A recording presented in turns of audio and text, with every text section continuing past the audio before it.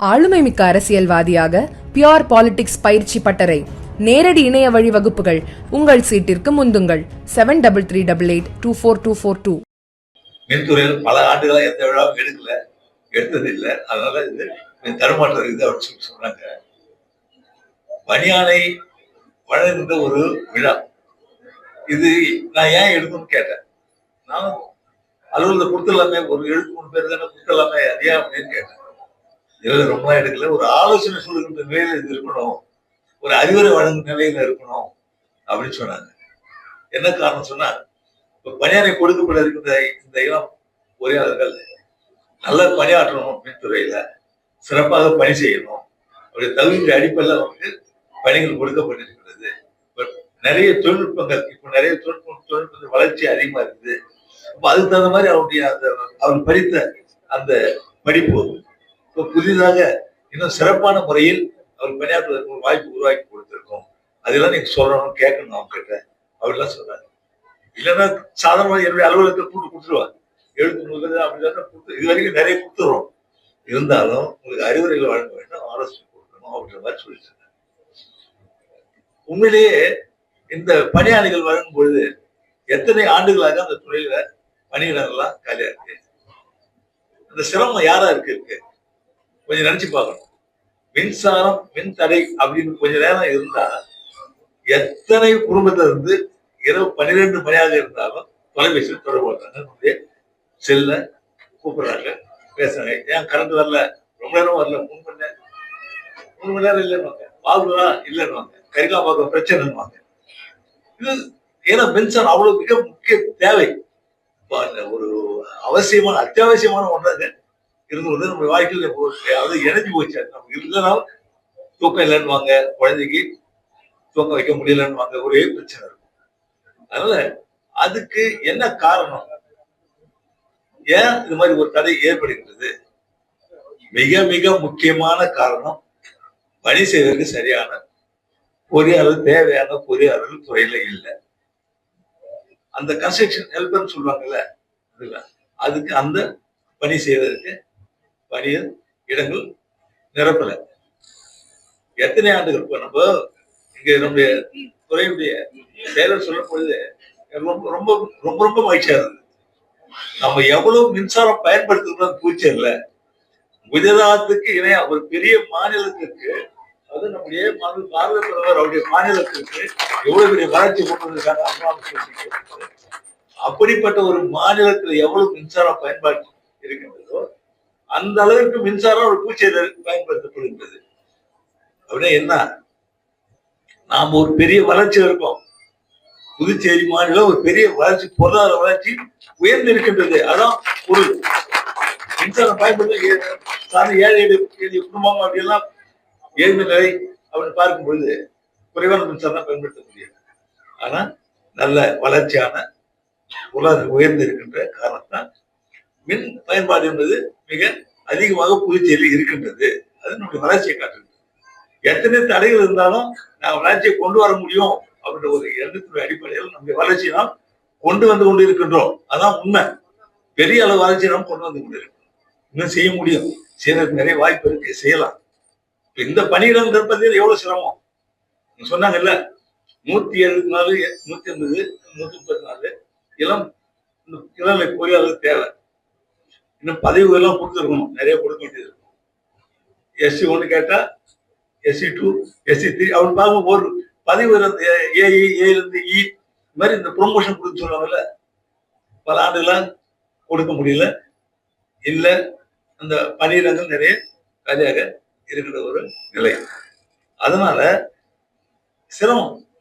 அந்த பணியில் நிரப்ப காலத்தோடு நிரப்பாமல் இருப்பதால், ஏன்னா நீங்க வளர்ச்சின்னு பார்க்கும்போது நீங்க எத்தனை புதிய நகரங்கள் நீ பாருங்க, பூச்சேரியில எத்தனை விளைநிலங்கள்லாம், எத்தனை ஏக்கர்லாம் ஒரு வீடுகளாக மாறி வருகிறது. அப்போ வளர்ச்சி, அதுக்கு தகுந்தவாறு மின்துறையை பொறுத்தவரை எவ்வளவு பேர் தேவைப்படுறாங்க, பொருட்கள் எவ்வளவு தேவை, அதெல்லாம் சரியா கடந்த காலங்களில் நிரப்பப்படவில்லை செய்யும். அதனால்தான் இந்த சங்கடமா இருக்குது. பணி செய்ய சரியான தகுதியான நமக்கு பொறியாளர் இல்லாதனால மின் தடைகள் அடிக்கடி ஏற்படுகின்றன. அது மட்டுமல்ல, இந்த நிறைய சப்ஸ்டேஷன் நம்ம வைக்க வேண்டிய மின் துணை நிலையம் அமைக்கணும், டெவலப்மெண்ட் அமைக்கணும், லாஸ்பேட்டையில் அமைக்கணும், இன்னும் ஒரு 2 இடத்துல அமைக்கணும். இந்த 2 இடம் அமைச்சாலே நமக்கு தேவையான மரப்பாலம் இது அமைச்சாலே நமக்கு மின் தடை ஏற்பதற்கு வாய்ப்பு இல்லைன்னு சொல்றோம். ஆனா ஏறக்குறை 10-12 ஆண்டு 10 ஆண்டு இருக்கும். முன்ன முதலமைச்சராக இருக்கும் பரவாயில்ல, அப்பயே லாஸ்பேட்டைக்கு டெவலப் நாங்க கொடுத்தோம். பவர் கார்பரேஷன் கொடுத்துருக்கோம். ஆனா இன்னும் அது பணியை தொடங்கல. ஒரு சின்ன சின்ன பிரச்சனைகள், இந்த வழி பிரச்சனை மாதிரி இருக்கும். அந்த கார்பரேஷன் நமக்கு இன்னும் சரியா பணியை தொடங்குவதற்கு வரல. அந்த 2 பணியை முடிச்சாலே பாகூர்ல பிரச்சனை இருக்காது, இந்த பக்கம் குரோம்பேட்ல எந்த பிரச்சனை இருக்காது. முழுவதுமா பூச்சல்ல மின் தடை இல்லாமல் ஒரு நிலை இருக்க முடியும். அதுக்கான வாய்ப்பு இருக்குது. அந்த பணிகள் எல்லாம் விரைவாக முடிக்க வேண்டும் என்பதுதான் நம்முடைய என்ன. அடிக்கடி கேட்டுட்டே போவோம், சீக்கிரம் முடிங்க. ஏதாவது ஒரு குறை, ஏதாவது ஒரு சின்ன பிரச்சனைகள் வந்து அந்த மின் துணையில வராத ஒரு நிலையினால இது மாதிரி மின் தடைகள் ஏற்படுகிறது. ஓவர்லோடுன்னு சொல்லுவாங்கல்ல, கோடைக்காலம் சொன்னா எல்லார் வீட்லயும் ஏசி இருக்குது. நம்ம சொன்ன மின் பயன்பாடு அதிகம், எல்லார் வீட்லயும் ஏசி இருக்குது. நாங்க வேடிக்கை பேசிட்டே போனோம். நம்ம கூடப்பாக்கம் நம்ம நிறைய ரோட்ல வீடு அங்க வர அந்த வீடோட ஏசி போட்டுருக்காங்க. பிள்ளைங்க சொன்னாங்க ஏசி போட்டுருக்காங்க பாருங்க அப்படின்னா. அப்ப அது எவ்வளவு பெரிய வளர்ச்சி, அவங்க எந்த அளவுக்கு ஒரு பெரிய வளர்ச்சி இருக்கு பாருங்க. மின் பயன்பாடு எப்படி இருக்கு பாருங்க. அப்போ மின் பயன்பாடு அதிகமா இருக்கு. அதற்கு தேவையான வசதியான உள்கட்டை மேம்படுத்தி கொடுக்க வேண்டியது நம்முடைய கடமை. அதில் அரசு கவனம் நிதி ஒதுக்கி கொடுத்திருக்கின்றது. அது அந்த பணிகள் தொடங்குவதற்கு சின்ன சின்ன பிரச்சனைகள் காலதாமம்.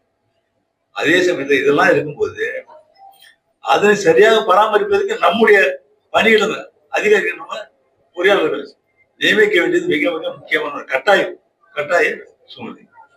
ஒரு பெரிய சப்ஸ்டேஷன் வச்சுட்டு 2 பேரும் தான் எப்படி இருக்க முடியும்? போதாது. அப்ப அந்த பணியிடங்களை நிரப்புது. உங்க சொன்ன மாதிரி நிறைய பணியிடங்கள் நம்ம இளநிலை பொறியாளர்கள் 70 பேர் கொடுவீங்க. அது எனக்கே மிக கஷ்டமா இருக்கு. நம்ம கொடுக்க வேண்டிய 174, 143 என்னமோ இருக்குன்னு நினைக்கிறேன். 120 இருக்குது. இன்னைக்கு படிச்சுட்டு பிள்ளைங்க எல்லாம் அது என்கிட்ட காலையில வரும்போது எனக்கு ரொம்ப சங்கடமா இருக்கு. ஏன்னா வயது முடிந்து விடுகின்ற இந்த அந்த வயது நம்மளால தளர்வு கொடுக்க முடியல. டிஓபிடியில கேட்கணும் ஒரு கட்டாயம், மத்திய அரசு கேட்கணும்னு ஒரு கட்டாயம் வரும்போது அந்த பிள்ளைங்களுக்கு அடுத்து வேலை வாய்ப்பு கிடைக்காம போகுமோ அந்த பிள்ளைங்களுக்கு கஷ்டம். அந்த எட்ஜுன்னு சொல்லுவாங்க, அந்த வயது வரும்போது அது நம்ம தளர்வு செய்வது மிக சிரமமா இருக்கு. அப்போ அவங்களுக்கு அந்த வேலை கிடைக்கிற வாய்ப்பு அடுத்து இல்லை, நம்ம கிடைக்காது. அப்படி வரும்பொழுது சில சமயங்களில் நிர்வாகத்தில் நாம் சில தளர்வுகளை கொடுத்து கட்டாயமாக அவருக்கு அந்த பணியிடங்களை நிரப்பினா அந்த பிள்ளைங்களுக்கும் நல்லா இருக்கும். இல்லைன்னா சின்ன பிள்ளைங்க வந்துடுவாங்க, பின்னாடி சின்ன பிள்ளைங்களுக்கு வாய்ப்பு வந்துடும். அந்த வயது முடிஞ்சு போச்சு பின்னாடி அரசு வேலை இல்லாம போயிடும். இப்ப அந்த சூழ்நிலை நிறைய இருக்கு. இது முக்கிய காரணம் கடந்த ஆட்சியில் பணியிடங்கள் எதையும் நிரப்ப முடியல. அப்போ எத்தனையோ பணியிடங்கள் ரிட்டையர்மெண்ட்ல போயிட்டு அந்த இடம் காலி, அது நிரப்பல. அது மாதிரி கடந்த ஆட்சியில எதுவுமே செய்யாததுனால நிறைய பணியிடங்கள் அது. அது மாதிரி சில சமயங்களில் சில தளர்வுகளை நமக்கு ஒரு கட்டாய சூழல் நம்ம யூனியன் பிரதேசம் மத்திய அரசுடைய இந்த ஹோம் மினிஸ்ட்ரி கண்ட்ரோல்ல இருக்கிறோம். அதனால ஒரு பெரிய கட்டாயம் நமக்கு மத்திய அனுமதி கேட்கணும். மத்திய அரசு அனுமதி கேட்டா நமக்கு கிடைக்கும். மத்திய அந்த ஹோம்ல கேட்டோம்னா உங்களுக்கு அந்த அதிகாரம் இல்லை, வயது தளர்வு கொடுக்க முடியாது. அப்ப அது பார்க்கும்போது அந்த பிள்ளைங்களுக்கு வயது முதிர்ப்பு அந்த வயது வரம்பு நடத்த முடியலன்னு சொன்னா அடுத்த அரசு பணிகள் இல்லை அப்படின்னால ஏற்படும்போது பல சங்கடம், பிள்ளைகளுக்கு சம்பளம் சங்கடம் நிறைய இருக்கு. அது மாதிரி வாய்ப்பு இருக்கும்போது இது மாதிரி பணியிடங்களை நிரப்புவதற்கு நாம் விரைவான நடவடிக்கை எடுக்கணும். நிரப்புவதற்கு சில தளர்வுகளை கட்டாயமா கொடுக்கணும்னு சொன்னா நம்ம விரைவாக பெற்று கொடுக்க வேண்டும் என்பது என்னுடைய எண்ணம். ஏன்னு சொன்னா அவங்க மிக மிக சிரமம். அவங்க ஒரு எண்ணத்தோடு படிச்சிருப்பாங்க, அரசு வேலை கிடைக்கும் படிச்சிருப்பாங்க, வாய்ப்பு இருக்குது, ஆனா கடைசியில் கிடைக்கலையே அப்படின்னு ஒரு சங்கடம்.